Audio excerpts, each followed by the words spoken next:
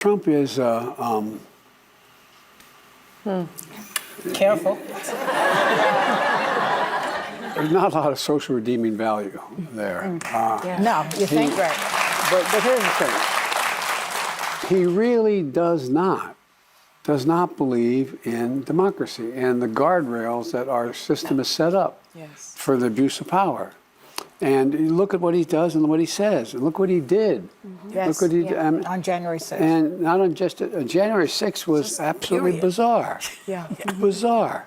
I was, on January 6th, I was sitting in my office waiting to get ready to be sworn in.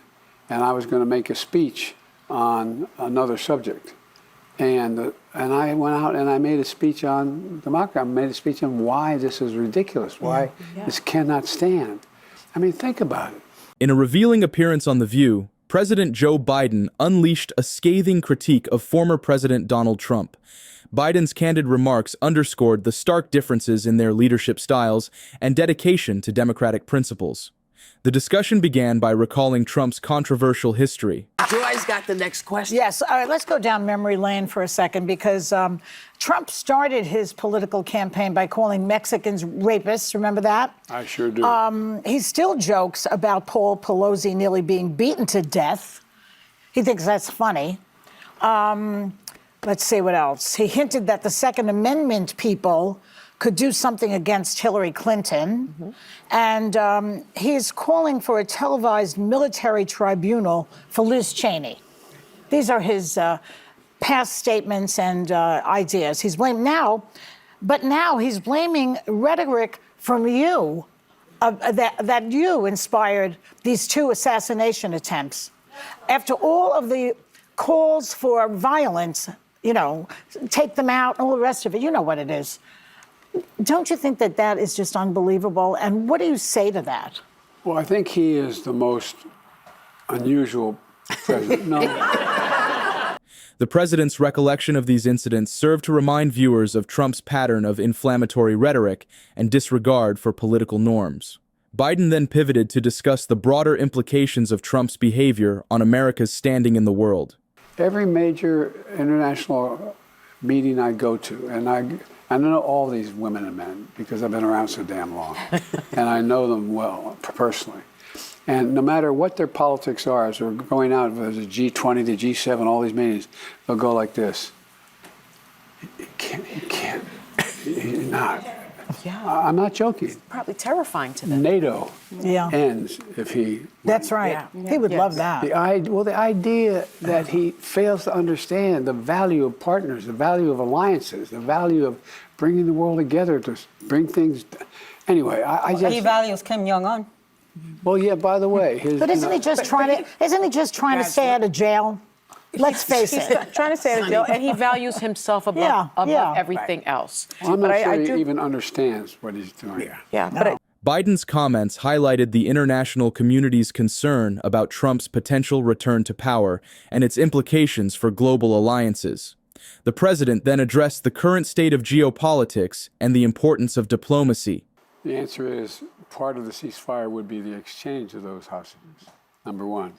Number two, an all-out war is possible, but I think there's also the opportunity, or still in play, to have a settlement that could fundamentally change the whole region. And look, one of the things that I found is the Arab world very much wants to have a settlement because they know what it does for them. They're willing to make arrangements with Israel and alliances with Israel if Israel changes some policies. And I've known Bibi Netanyahu for a long, long time. And I'm a very strong supporter of Israel. I make no bones about it. I said years ago I was a Zionist. All a Zionist means is that there needs to be an Israel. And the fact is, though, that Bibi has a picture I signed for him when he was a young member of the embassy here in the United States. And it was an 8x10 picture he asked me to sign. I went, Bibi, I love you, but don't agree with the damn thing you say or do, Joe. Yeah. And I do, and it's right. I don't agree with his position. There needs to be a two-state solution. ultimately it needs to happen. This statement underscored Biden's commitment to diplomacy and peaceful resolution of conflicts, implicitly contrasting his approach with Trump's more confrontational style. Shifting gears, Biden reflected on his own political philosophy and what he believes is at stake in the current political climate. You know, when I got elected when I was 29 years old, you have to be 30 to be sworn in. Yeah. Everybody thought there must be some secret in Delaware. Did I have some secret? I said, yeah. Have you figured out what's worth losing over? Yeah. Have you figured out what's worth losing over? Because if you haven't figured that out, you should be in another business. There's so many things that are worth losing over if you got to keep trying. And what I want to remember for is being honest in what I've done, straight up. And I think I used to drive Barack crazy. Every morning we'd meet at 9 o'clock for 8 years, and then we'd end the day together. And all the sayings, and I'd say to him, Barack, remember, all politics is personal, including international. You build relationships. It matters to build trust. It matters, it matters, it matters. This statement highlighted Biden's commitment to principle over political expediency, implicitly contrasting his approach with Trump's. The president then addressed his decision to step aside from seeking re-election. I am at peace with my decision. Look, when I ran this last term, I said that saw myself as a transition president. Yeah. Transitioning to a new generation of leadership.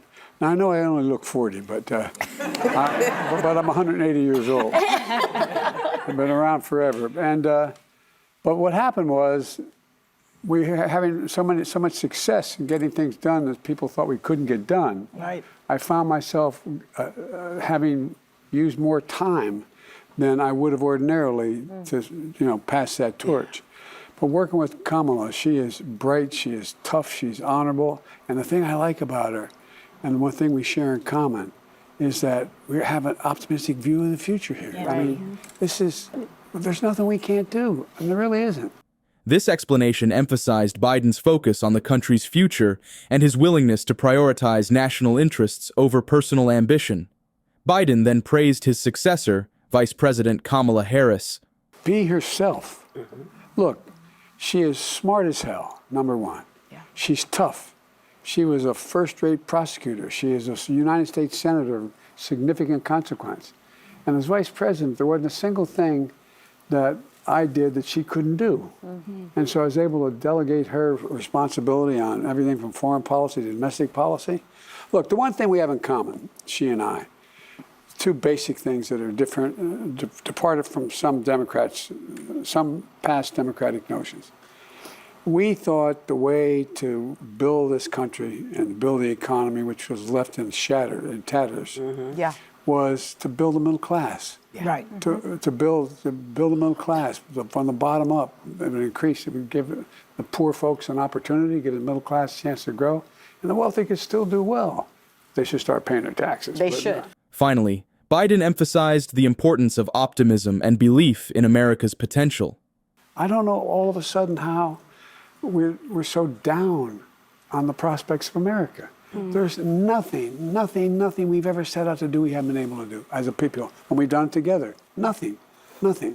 And so I just think she has the energy, she has the intelligence, she has the grit, she has the stamina, and she has the guts to do the right thing. Yes. Well, Mr. President, we all agree at this table it's very selfless of you to pass the baton and step aside. There was a perception that perhaps your hand was forced, and some pointed fingers to Speaker Nancy Pelosi, who you have a long relationship with and accomplished many things with. Did you feel that your hand was forced, and what is your relationship with Speaker Pelosi now? My relationship is fine. Look, I never fully believed the assertions that somehow there was this overwhelming reluctance of my running again. I didn't sense that. President Biden's appearance on The View highlighted the stark differences between his leadership style and that of his predecessor, reinforcing his vision for America's future. By addressing Trump's controversial actions, emphasizing diplomacy, and expressing confidence in the next generation of leadership, Biden drew a clear line between their approaches to governance. His candid reflections left viewers with a powerful reminder of what's at stake in the upcoming election. What do you think about Biden's decision to step aside and his criticism of Trump? Share your thoughts in the comments below.